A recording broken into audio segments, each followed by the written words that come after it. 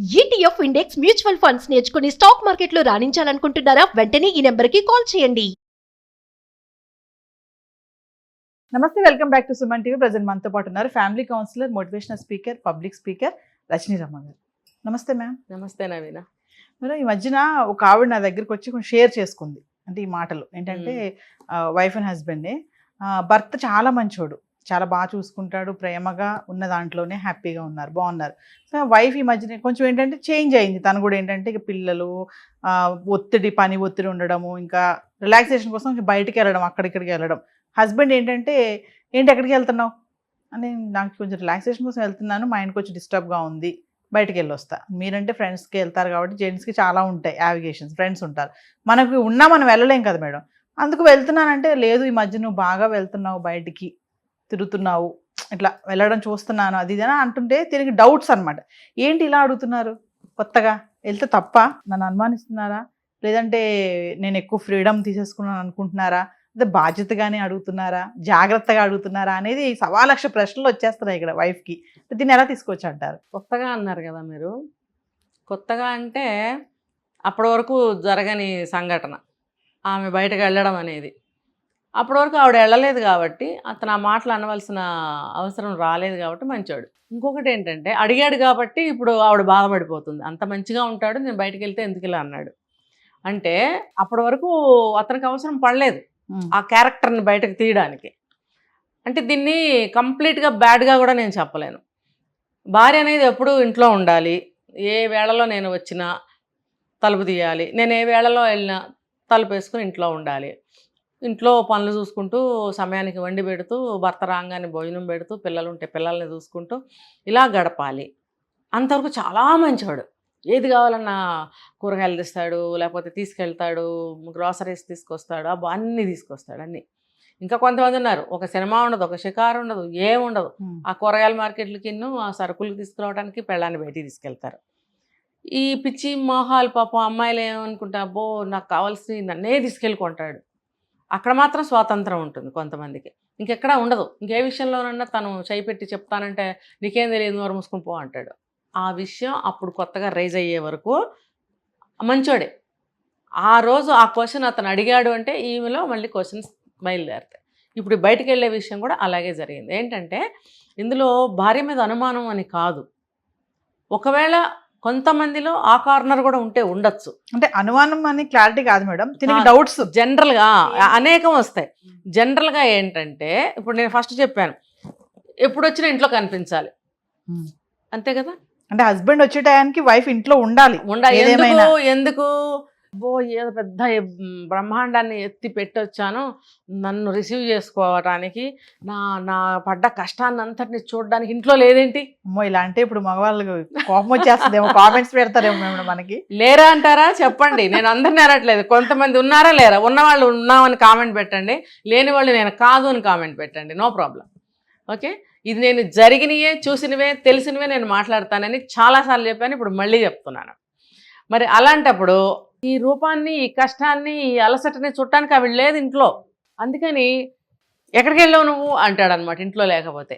అలాగే ఏ చిన్న పని చేసినా తనది గుర్తించాలనే తపన ఆడవాళ్ళకంటే కూడా మగవాళ్ళలోనే ఎక్కువ ఉంటుందనేది నా సర్వేలో తేలిన విషయం అన్నమాట. ఇంకా పాప ఆడవాళ్ళు ఏంటంటే పర్టికులర్ కొన్ని విషయాలకి అలా కోరుకుంటారు, గమనించండి కావాలంటే. మగవాళ్ళు అలా కాదు, అబ్బా నేను ఒక సంచి కూరగాయలు తీసుకొచ్చి అక్కడ పెట్టి, అబ్బో నేను కష్టపడిపోయి వచ్చాను, బోళ్ళు ఖర్చు పెట్టి ఇవన్నీ తెచ్చాను అంటాడు.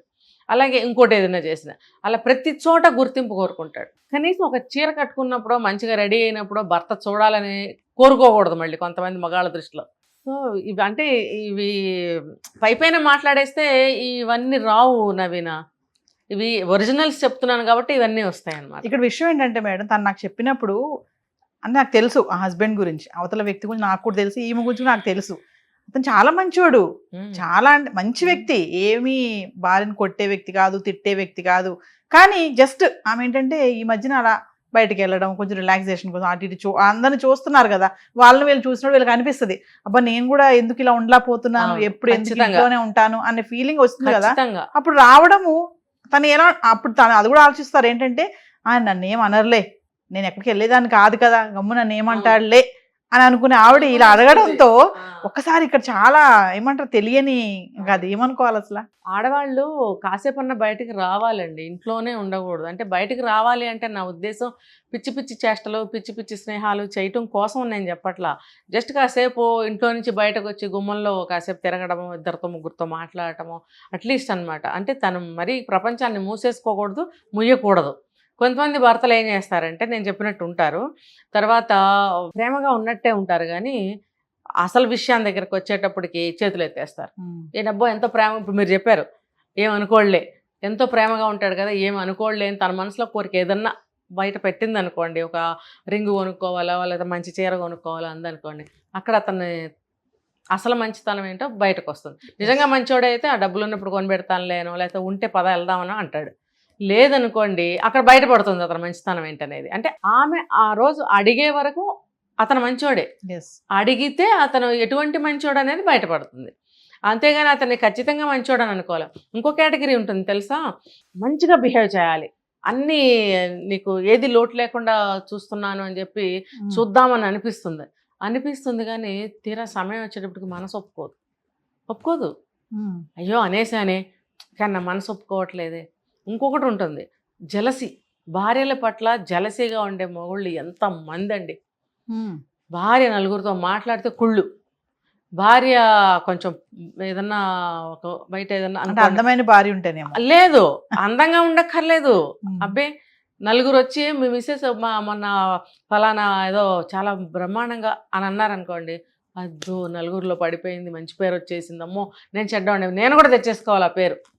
అలా తెచ్చేసుకోవాలి ఇచ్చేసుకోవాలంటే జరిగేది కాదది, కాలక్రమంలో జరిగే ఫలితాలు ఇవన్నీ కూడా. అంతేగాని దానికి నువ్వు జలసీ ఫీల్ అవ్వాల్సిన అవసరం లేదు. ఇంకోటి ఆ మాత్రం భార్యను వదిలిపెట్టకుండా ఆమెలో ఏదైనా టాలెంట్ ఉన్నా, ఒక మంచి విషయం ఉన్నా, అది 4 గోడల మధ్యనే బంధించుకొని ఉండటం వల్ల బ్రెయిన్ కూడా మూసుకుపోయినట్టు అవుతుంది. ఏమవుతుంది, చిన్న చిన్న విజయాలు సాధించనివ్వండి, ఏముంది ఇందులో, మీరు మంచివాళ్లే కదా, మీ మంచి పేరు ఇంకొంచెం పెరుగుతుంది కదా. కానీ అక్కడ ఒక మేల్ యుగో కానీ, ఒక మనస్తత్వం కానీ, ఒక జలసీ కానీ ఒప్పుకోదు. ఇంకా చెప్పాలంటే స్వార్థం అది కూడా ఒప్పుకోదు. ఇప్పుడు చెప్పాను కదా, తలుపులు తీయంగానే ఆవిడ ఎలా చూసి అయ్యో అలసిపోయాడా ఆ కళ్ళల్లో ఫీల్ చూడాలి, అందుకని ఆవిడ ఇంట్లో కనపడాలి. అతను మాత్రం పొద్దున్నుంచి రాత్రి ఏ టైంలోనైనా వెళ్ళొచ్చు, ఏ టైంకైనా రావచ్చు.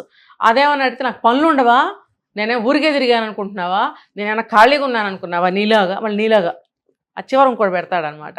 అప్పుడు ఆమెకి ఎందుకు అడిగానరా బాబు అనిపిస్తుంది, మళ్ళీ రెండోసారి అడగబుద్ధి కాదు, కొంతమంది మానేస్తారు కూడా అడగటం. అప్పుడు ఏమవుతుంది, ఇవో అందుకని అలా కూడా చేయకూడదు. మీరు మంచితనంగా ఉండాలనుకున్నప్పుడు, మంచిగా చేయాలనుకున్నప్పుడు అదే ఫాలో చేయండి, మీకు ఇంకా మంచి పేరు నిజంగానే వస్తుంది కదా. అలవాటు చేసుకోండి, మీకు మంచితనం లేకపోతే మంచితనాన్ని అలవాటు చేసుకోండి, అది మీకు క్రెడిటే కానీ ఇంకోటేం కాదు కదా. అది ఎవరు, మీ భార్య కదా, మీరెంతో ఇష్టపడి ఏరి కోరి 1,00,000 క్వాలిటీలన్నీ ఏరుకుని తెచ్చుకున్న భార్యే కదా. మరి ఆమె దగ్గర మీ స్వార్థాలు లేకపోతే ఈగోలు, మీ ఎక్కువలు ఇవన్నీ ఎందుకు చూపిస్తారు? భార్యాభర్త ఇద్దరూ సమానమని పురోహితుడు పెళ్లి జరిగేటప్పుడు చెప్తూనే ఉంటారు మంత్రాలు. ఎక్కడా ఎక్కువ ఎక్కడా తక్కువ ఎవరు లేదు, 2 చక్రాలు బండికని చెప్తారు. అలాంటప్పుడు ఎందుకు ఈగోలు, అక్కర్లేదు, అవన్నీ అక్కర్లేదు. మీరు ప్రేమగా చూస్తున్నారు అని భార్య అనుకుంటున్నప్పుడు ఆ అభిప్రాయాన్ని అలాగే కొనసాగించండి, మీకేం మంచిది కదా, మీ కుటుంబానికి మంచిది, మీ వివాహ బంధానికి మంచిది, అన్నిటికీ మంచిది. ఏమవుతుంది, భార్యని కాస్త మీరు అడిగిన ప్రశ్నకి జవాబు, మీ భార్యని కాసేపు బయటకు వెళ్ళనివ్వండి. ఎక్కడికి వెళ్ళిపోతుంది, అంతా కలిపి అక్కడక్కడే తిరుగుతుంది. ఆవిడ ఏమన్నా ఏరియా దాటి వెళ్ళిపోతుందా ఎక్కడికన్నా? వెళ్తే మీకు చెప్పే వెళ్తుంది, అసలు వెళ్ళదు. ఏరియా దాటి వెళ్ళాలంటే మీతోనే వెళ్తుంది.